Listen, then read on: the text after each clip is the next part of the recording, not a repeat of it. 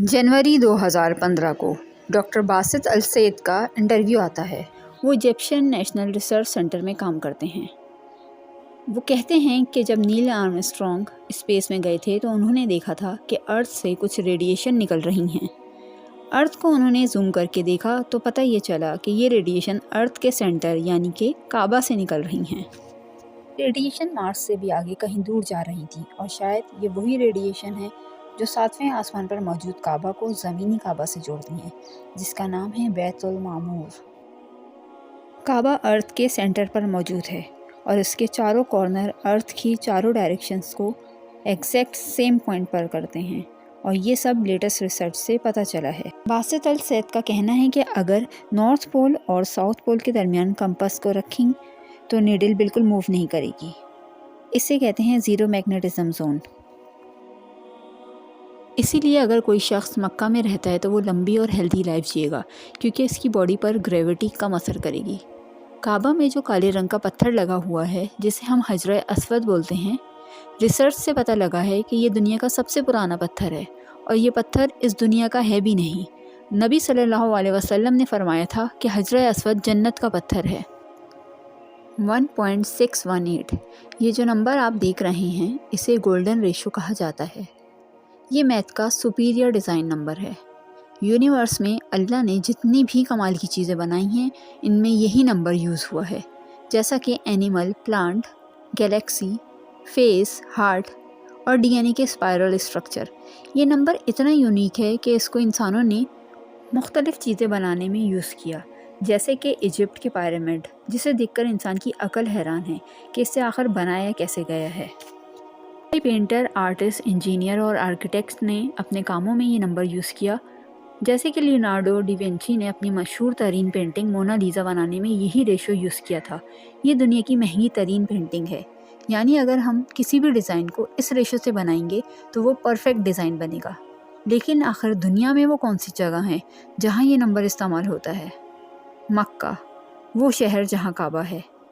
मक्का पूरी दुनिया में वाहिद ऐसी जगह है जिसकी लंबाई और चौड़ाई में सेम वही गोल्डन रेशो बनता है।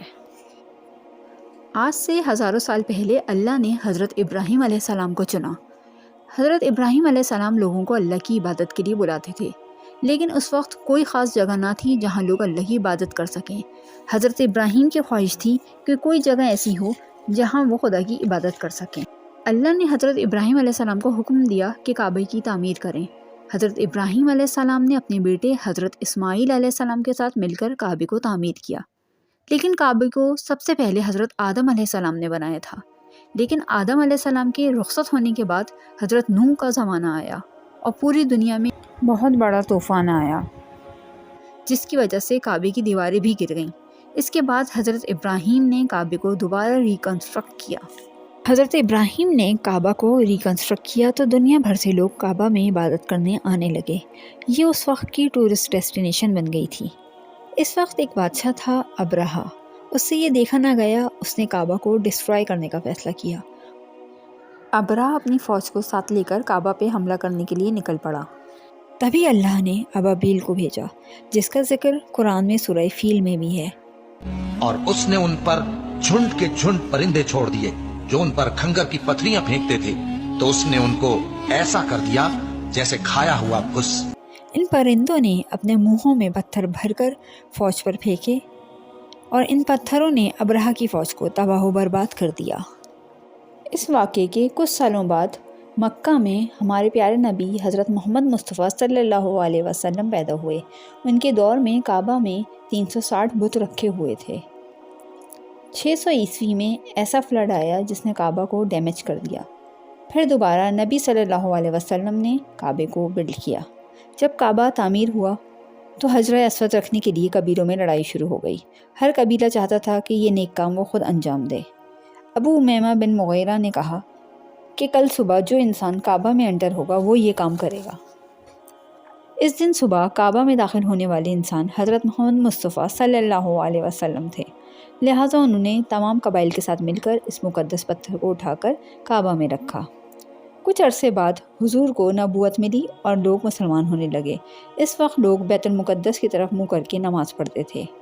फिर एक दिन रसूल पर वही आई اور لوگوں کو حکم ہوا کہ اب وہ کعبے کی طرف منہ کر کے نماز پڑھیں۔ نبی جب مکہ میں تھے تو اس وقت وہاں کے لوگ آپ کی جان کے دشمن بن چکے تھے۔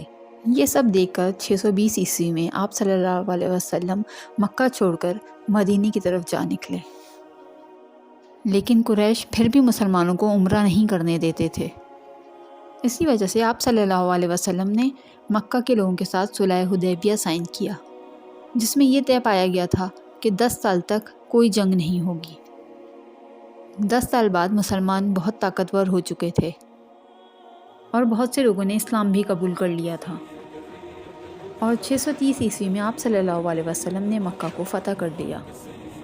فتح مکہ کے بعد انہی صحابیوں نے اپنے ہاتھوں سے ان بتوں کو توڑا جو کعبے میں رکھے ہوئے تھے اور جس کی وہ لوگ پوجا کیا کرتے تھے۔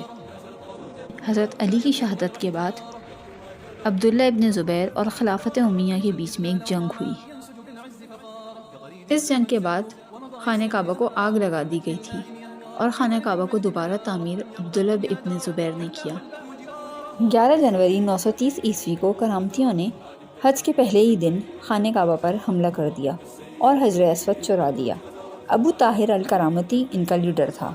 لاکھوں لوگوں کو قتل کر کے وہ لوگ حجر اسود اپنے ساتھ مسجد ضرار لے گئے۔ یہ وہ مسجد ہے جسے رسول اللہ کے حکم پر شہید کیا گیا تھا۔ ابو طاہر الکرامتی کو اللہ کے حکم سے نہایت دردناک موت نصیب ہوئی، اس کے جسم کو کیڑوں نے کھایا۔ اس واقعے کے 23 سالوں بعد عباسیوں کی حکومت آئی۔ اس وقت تک حجر اسود 60 ٹکڑوں میں ٹوٹ چکا تھا۔ عباسیوں نے کافی پیسہ خرچ کر کے حجر اسود کو اکٹھا کیا اور دوبارہ اس کو خانہ کعبہ میں لگایا۔ کعبہ جتنا قیمتی ہے اتنی ہی ٹریجک اس کی ہسٹری ہے۔ رسول خدا ایک دن کعبے کا طواف کرتے ہوئے کہہ رہے تھے، تم کتنے پاک ہو اور تمہاری حرمت کتنی عظیم ہے۔ سبسکرائب